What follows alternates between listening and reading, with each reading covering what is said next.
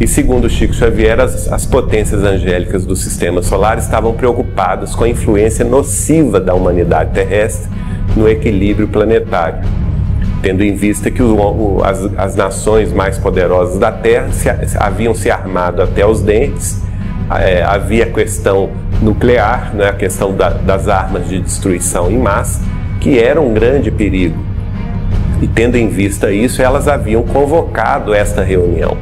E que o Cristo, mais uma vez, advogou a nossa causa em favor da humanidade terrestre, pedindo uma extensão de prazos para que nós nos reajustássemos no caminho da paz, do respeito mútuo entre as nações. E a partir de então foi decidido, depois de muito debate, segundo Chico, que seria dado um prazo de 50 anos a partir de 20 de julho de 1969, portanto prazo extra que vence no dia 20 de julho de 2019.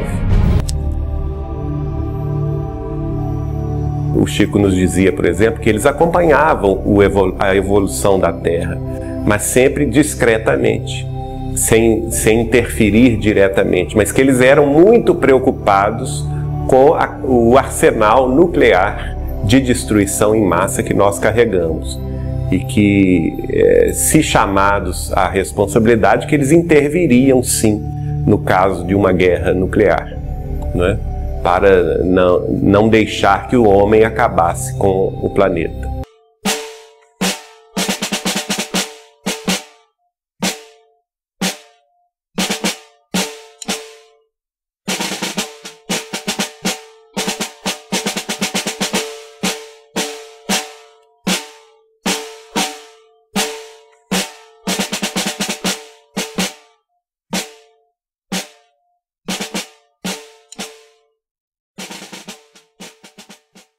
Captain Robert Salas, can you introduce yourself for us? My name is Robert Salas. I was in the Air Force from 1964 until 1971 when I resigned. During that time I was involved with missiles, nuclear missiles. And what happened with you and your group, your staff, in the 60s with UFOs? So in 1967, I was a missile launch officer. I controlled 10 nuclear missiles. This was my duty. In case we're given the order, we would launch nuclear weapons to our enemies, whoever our enemies were at the time. Of course, we knew the Soviet Union and China. Communist countries were our enemies in 1967. We were fighting the Vietnam War. And so on this evening, on March 24th, 1967, I received first a phone call saying that my guards were seeing strange lights in the sky, flying very fast, making strange maneuvers back and forth, and no noise, no engine noise. They didn't think they were aircraft. And so I didn't pay much attention, but then the next call, they were very frightened on the telephone. They screaming into the phone that they were seeing this red oval-shaped object. It was about, I'd say 40, 50 feet long.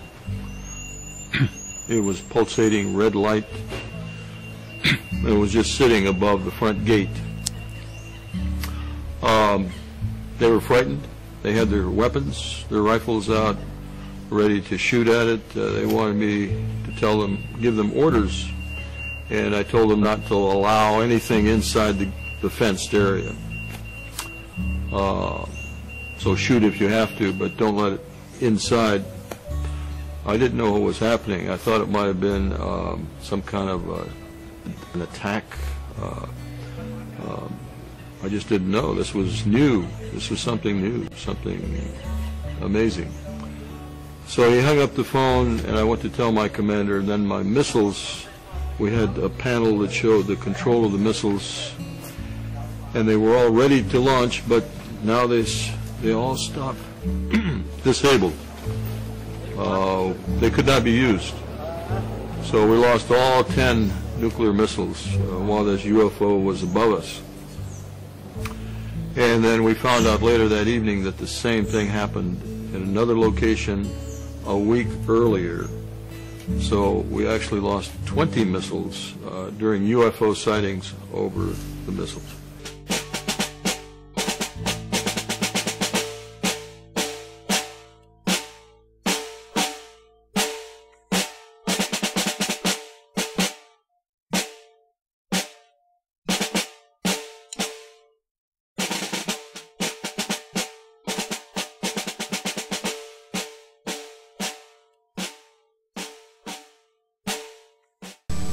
Em 1964, o tenente Robert Jacobs estava servindo na base da Força Aérea de Vandenberg, Califórnia. Ele estava encarregado de registrar em filme os testes realizados pelo Atlas F e os mísseis Minuteman, ambos sistemas de lançamento de armas nucleares. Meu cabelo se eriça só de pensar nisso, só de lembrar aquele dia. Eu vi algo que era tão estranho que mudou minha vida, meu modo de ver o universo, meu lugar e o nosso lugar nele. Quando você lança uma peça de equipamento de 4 a 5 milhões de dólares e essa peça explode, a quase 300 metros fora do ponto, você quer saber, acima de tudo, por que explodiu. Minha tarefa era tirar fotos com câmeras em 40 posições diferentes para cada lançamento. A maior lente que tínhamos em nosso M45 possuía 4 metros. Esse telescópio tinha um alcance focal de 300 metros. Você pode ver que era enorme mesmo. Tão grande que quando o míssil partiu de Vandenberg, o telescópio da Universidade de Boston fez um enquadramento, apenas os 3 motores traseiros num Atlas F preencheram um quadro. Isso a uma distância de cerca de 130 milhas náuticas. O que não sabíamos é o que iríamos registrar além do míssil. O nariz do míssil se abriu. A ogiva estava quase visível. Alguma coisa cruzou o frame. O que eu via um objeto circular era um disco voador clássico e disparou uma espécie de raio contra a nossa ogiva. Você pode imaginar aquela coisa voando a milhares de milhas por hora. Aquela coisa estava voando e aí entra alguma coisa no quadro atrás dela e aparece dessa forma e dispara e continua seguindo assim e dispara contra desse jeito e volta pelo caminho que fez. O que exatamente o Major Mansman queria saber? Ele disse, o que foi aquilo? E eu disse, me parece que pegamos um OVNI. E ele disse, nunca diga isso de novo. No que diz respeito ao tenente Jacobs, isso nunca aconteceu. Me fizeram jurar silêncio. Esse é o filme real feito pela unidade de Jacobs e recentemente descoberto em seu arquivo.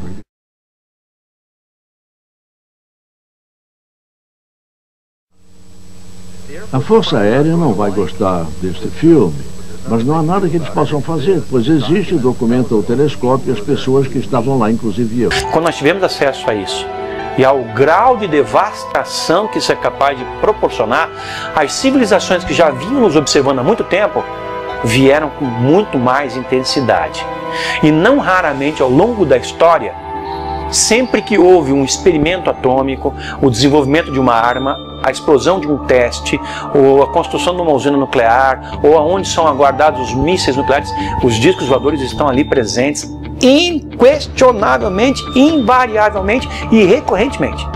Então, se a gente chegar em 2019 em paz, que é o grande objetivo, né, de todos nós, vencer esse período com tranquilidade, com respeito mútuo entre as nações, entre as famílias, quebrando as barreiras de preconceito, os muros da separatividade, né? Eu acredito que nós vamos então entrar numa era de profundas transformações e, como Chico me disse, essas transformações trariam conhecimentos, trariam vantagens inimagináveis à própria organização social humana. E dentre essas vantagens viria o contato com civilizações mais avançadas do que a Terra, residentes em outros orbes planetários. Se não entrarmos numa guerra de extermínio nos próximos 50 anos, então teremos, quem sabe, a possibilidade de entrar em contato com outras comunidades da nossa galáxia. Chico somente falaria o que está dentro dos planos divinos. E pela sua longa experiência de uma mediunidade ímpar, ele só nos traria uma revelação que merecesse credibilidade e que pudesse ser confirmada a posteriori.